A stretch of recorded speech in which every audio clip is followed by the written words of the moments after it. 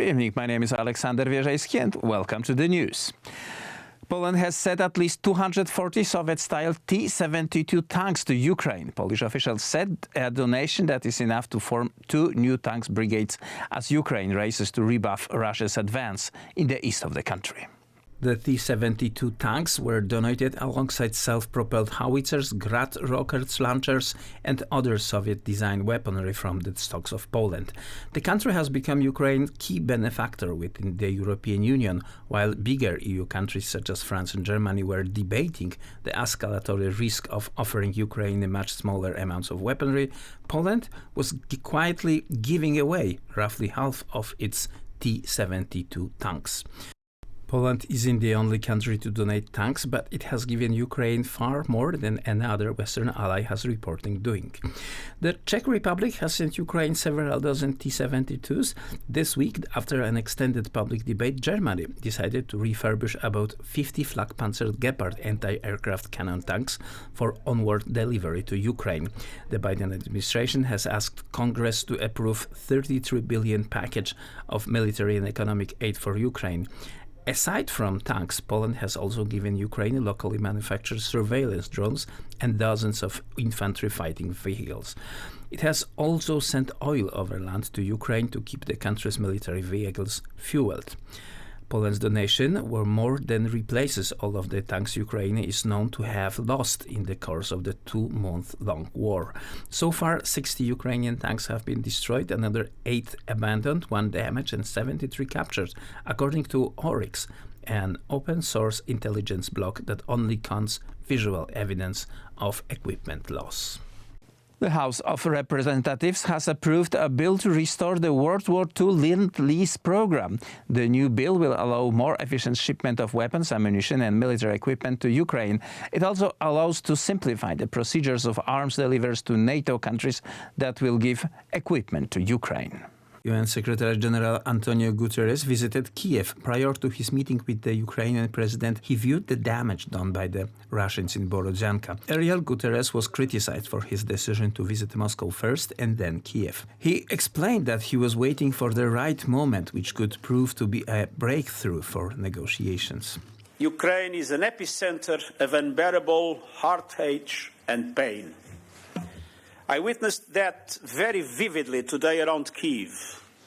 The senseless loss of life, the massive destruction, the unacceptable violations of human rights and the laws of war. It is vital that the International Criminal Court and other UN mechanisms conduct their work so that there can be real accountability. The position of the United Nations is clear. As I said in Moscow, Russia's invasion of Ukraine is a violation of its territorial integrity and of the Charter of the United Nations. The Ukrainian president pointed out that the Azovstal factory was the target of barbaric bombardment by the Russians. The most important issue to establish what United Nations and the international community could do to stop the Azovstal blockade and save people hiding there. We discussed it long time and I hope there is a chance to save those people's lives. In turn, the U.S. House of Representatives passed the Ukraine Democracy Defense Lend-Lease Act, which will soon be signed by President Joe Biden. This is a reference to the World War II program, under which Washington provided military equipment to the Allies. As war rages in Ukraine, every minute matters. It's about time. This strong action could mean the difference between lives saved and lives lost. In any given battle, it could mean the margin between victory and defeat. Today, the foreign ministers of Latvia, Lithuania, Poland and Estonia met in Riga, Latvia, to discuss strengthening the defenses of the Baltic states and Poland, and agreed that withholding gas supplies to Poland and Bulgaria was a failed attempt to put pressure on countries helping Ukraine. In this unequal fight, Ukraine needs more help. The international community should urgently respond to Kiev's appeals to accelerate the delivery of heavy equipment necessary to push the Russians away.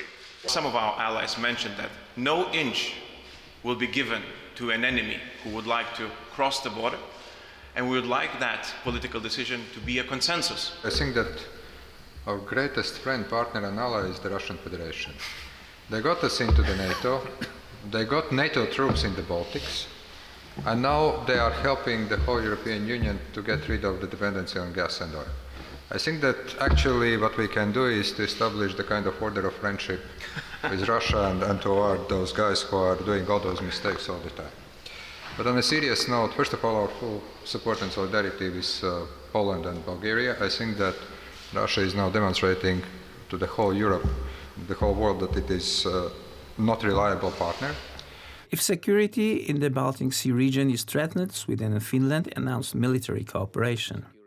That bilateral planning and it includes all sectors on military cooperation. The Finnish and Swedish military cooperation and security cooperation is very deep and is ready to respond to many kinds of threats. Overall impression is that if Sweden and Finland apply, there will be it will be positively received by the NATO members, not the least because Sweden and Finland would then be net contributor of security.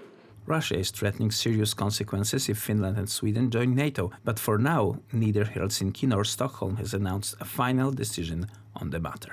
Poland is ready to guard Slovakia's airspace when its MiG-29 jets are taken out of action, defense ministers of the two NATO member countries said, opening the way for a possible delivery of the Soviet main planes to Ukraine. Slovakia, which operates 12 MiG-29 planes, said earlier this month that it would consider providing the jets to help Ukraine defend itself against invading Russian forces if alternative protection of its own airspace could be arranged. I got confirmation that Poland is ready to take care of Slovakia's airspace from the moment Slovakia decides to ground the MiG-29 jets, Slovak Defense Minister Jaroslav Nat told in the joint news conference with his Polish counterpart. At this moment, I'd like to announce officially that from my dear friend and colleague from Poland, I got confirmation that Poland is ready to take care of Slovakia's airspace from the moment Slovakia decides to ground the MiG-29 jets. Polish Defense Minister Mariusz Błaszczak said Poland could apply its experience of policing the airspace of the Baltic states. From our side, it's something completely natural that the Polish F-16 is additionally going to patrol Slovak airspace. These duties will be carried out from the territory of Poland. If needed, we have agreed that Slovak airports could be accessible to Polish fighter jets. As a rule, we will expand the scope of operation of the Polish duty group that uses F-16 aircraft. Slovakia is expecting the first delivery of US-made F-16 jets in 2024 from a total batch of 18 it agreed to buy in 2018. Poland might provide Czech Republic with natural gas from its terminals. Czech Prime Minister PETR FIALA and Poland's counterpart Mateusz Morawiecki spoke about that in detail today. According to Czech media, both countries considered to resume works on the Stork 2 pipeline that would connect gas systems in Poland and Czechia. Prime Minister emphasized the importance of mutual cooperation in order to build energy security of countries in this part of Europe.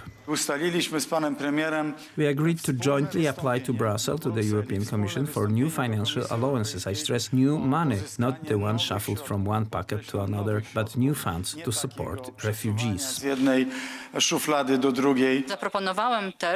the name of Czech Republic, I also suggested to increase cooperation in liquid natural gas terminal. We would like to purchase part of this capacity from Poland. Several Polish municipalities in Poland are cut from natural gas supplies. It was provided by the Russian supplier Novatek Ren Energy, a company that was put on the Polish sanction list. Prime Minister Mateusz Morawiecki, on the basis of the Crisis Management Act, issued instruction on the state-owned companies PGNiG, PSG Gas System, among others, to supply gas to those networks owned at least formally by Novatek at an immediate pace.